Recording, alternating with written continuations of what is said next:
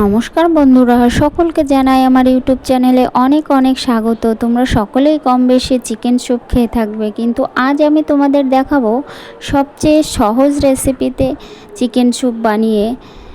দেখো, আগে আমি চিকেনটাকে সামান্য তেলে নাড়াচাড়া করে জল ঢেলে দিয়েছি।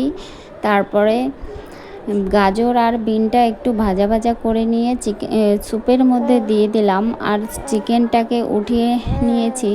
দেখো, চিকেনটা ঝুরি ঝুরি করে ছাড়িয়ে নিয়ে আমি স্যুপের মধ্যে দিয়ে দেব। তারপর একটু জাল হবে।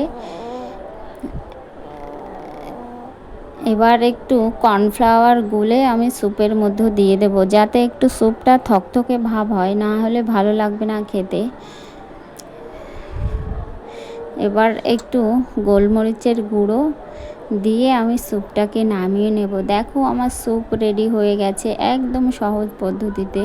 আমার রেসিপিটা যদি ভালো লেগে থাকে সাবস্ক্রাইব করে পাশে থাকবে বন্ধু।